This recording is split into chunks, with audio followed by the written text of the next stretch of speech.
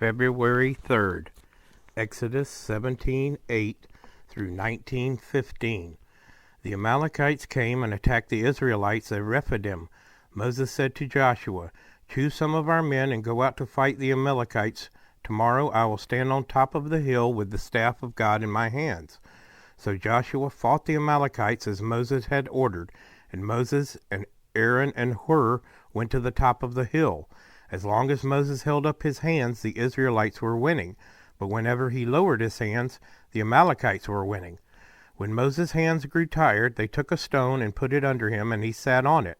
Aaron and Hur held his hands up, one on one side, one on the other, so that his hands remained steady till sunset. So Joshua overcame the Amalekite army with the sword. Then the Lord said to Moses, "Write this on a scroll as something to be remembered, and make sure that Joshua hears it, because I will completely blot out the name of Amalek from under the heaven." Moses built an altar and called it, "The Lord is my banner." He said, because hands were lifted up against the throne of the Lord will be at war against the Amalekites from generation to generations. Now Jethro, the priest of Midian and father-in-law of Moses, heard of everything God had done for Moses and for his people Israel, and how the Lord had brought Israel out of Egypt. After Moses had sent away his wife Zipporah, his father-in-law Jethro received her and her 2 sons. One son was named Gershom, for Moses said, "I have become a foreigner in a foreign land." And the other was named Eleazar, for he said, "My father's God was my helper. He saved me from the sword of Pharaoh." Jethro, Moses' father-in-law, together with Moses' sons and wives, came to him in the wilderness where he was camped near the mountain of God. Jethro had sent word to him, "I, your father-in-law Jethro, am coming to you with your wife and her 2 sons. So Moses went out to meet his father-in-law and bowed down and kissed him. They greeted each other and then went into the tent. Moses told his father-in-law about everything the Lord had done to Pharaoh and the Egyptians for Israel's sake, and about all the hardships they had met along the way, and how the Lord had saved them. Jethro was delighted to hear about all the good things the Lord had done for Israel in rescuing them from the hand of the Egyptians. He said, "Praise be to the Lord who rescued you from the hand of the Egyptians and of Pharaoh, and who rescued the people from the hand of the Egyptians. Now I know that the Lord is greater than all other gods, for he did this to those who had treated Israel arrogantly." Then Jethro, Moses' father-in-law, brought a burnt offering and other sacrifices to God, and Aaron came with all the elders of Israel to eat a meal with Moses' father-in-law in the presence of God. The next day Moses took his seat to serve as judge for the people, and they stood around him from morning till evening. When his father-in-law saw all that Moses was doing for the people, he said, "What is this you are doing for the people? Why do you alone sit as judge? Why, while all these people stand around you from morning till evening?" Moses answered him, "Because the people come to me to seek God's will. Whenever they have a dispute, it is brought to me, and I decide between the parties and inform them of God's decrees and instructions." Moses' father-in-law replied, "What you are doing is not good. You and these people who come to you will only wear yourselves out. The work is too heavy for you, and you cannot handle it alone. Listen now to me, and I will give you some advice, and may God be with you. You must be the people's representative before God and bring their disputes to him. Teach them his decrees and instructions, and show them the way they are to live and how they are to behave. But select capable men from all the people, men who fear God, trustworthy men who hate dishonest gain, and appoint them as officials over thousands, hundreds, fifties, and tens. Have them serve as judges for the people at all times, but have them bring every difficult case to you. The simple cases they can decide themselves. That will make your load lighter, because they will share it with you. If you do this, and God so commands, you will be able to stand the strain, and all these people will go home satisfied." Moses listened to his father-in-law and did everything he said. He chose capable men from all Israel and made them leaders of the people, officials over thousands, hundreds, fifties, and tens. They served as judges for the people at all times. The difficult cases they brought to Moses, but the simple ones they decided themselves. Then Moses sent his father-in-law on his way, and Jethro returned to his own country. On the 1st day of the 3rd month after the Israelites left Egypt, on that very day they came to the desert of Sinai. After they set out from Rephidim, they entered the desert of Sinai, and Israel camped there in the desert in front of the mountain. Then Moses went up to God, and the Lord called to him from the mountain and said, This is what you are to say to the descendants of Jacob, and what you are to tell the people of Israel. You yourselves have seen what I did to Egypt, and how I carried you on eagle's wings and brought you to myself.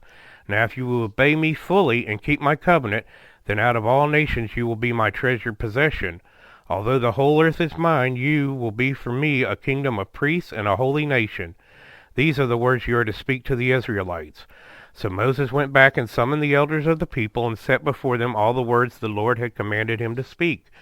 The people all responded together, "We will do everything the Lord has said." So Moses brought their answer back to the Lord.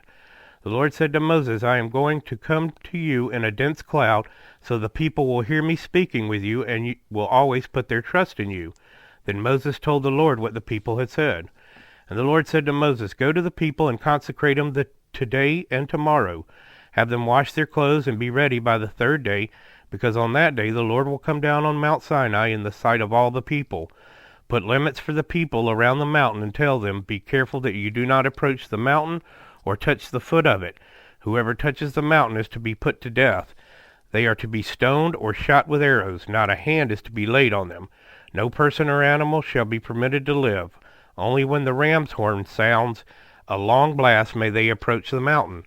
After Moses had gone down to the mountain to the people, he consecrated them, and they washed their clothes. Then he said to the people, 'Prepare yourselves for the third day. Abstain from sexual relations.'" Matthew 22:34 through 23:12. Hearing that Jesus had silenced the Sadducees, the Pharisees got together. One of them, an expert in the law, tested him with this question: "Teacher, which is the greatest commandment in the law?" Jesus replied, "Love the Lord your God with all your heart and with all your soul and with all your mind. This is the first and greatest commandment. And the second is like it, love your neighbor as yourself. All the law and the prophets hang on these two commandments." While the Pharisees were gathered together, Jesus asked them, "What do you think about the Messiah? Whose son is he?" "The son of David," they replied. He said to them, "How is it then that David, speaking by the Spirit, calls him Lord? For he says, 'The Lord said to my Lord, sit at my right hand until I put your enemies under your feet.' If then David calls him Lord, how can he be his son?" No one could say a word in reply, and from that day on no one dared to ask him any more questions. Then Jesus said to the crowds and to his disciples, "The teachers of the law and the Pharisees sit in Moses' seat, so you must be careful to do everything they tell you. But do not do what they do, for they do not practice what they preach. They tie up heavy, cumbersome loads and put them on other people's shoulders, but they themselves are not willing to lift a finger to move them. Everything they do is done for people to see. They make their phylacteries wide and the tassels on their garments long. They love the place of honor at banquets and most important seats in the synagogues. They love to be greeted with respect in the marketplaces and to be called rabbi by others. But you are not to be called rabbi, for you have one teacher, and you are all brothers. And do not call anyone on earth father, for you have one Father, and he is in heaven. Nor are you to be called instructors, for you have one instructor, the Messiah. The greatest among you will be your servant, for those who exalt themselves will be humbled, and those who humble themselves will be exalted." Psalm 27, 7 through 14. "Hear my voice when I call, Lord. Be merciful to me and answer me. My heart says of you, seek his face. Your face, Lord, I will seek. Do not hide your face from me. Do not turn your servant away in anger. You have been my helper. Do not reject me or forsake me, God, my Savior. Though my father and my mother forsake me, the Lord will receive me. Teach me your way, Lord. Lead me in a straight path because of my oppressors. Do not turn me over to the desire of my foes, for false witnesses rise up against me, spouting malicious accusations. I remain confident of this. I will see the goodness of the Lord in the land of the living. Wait for the Lord, be strong, and take heart, and wait for the Lord." Proverbs 6, 27 through 35. Can a man scoop fire into his lap without his clothes being burned?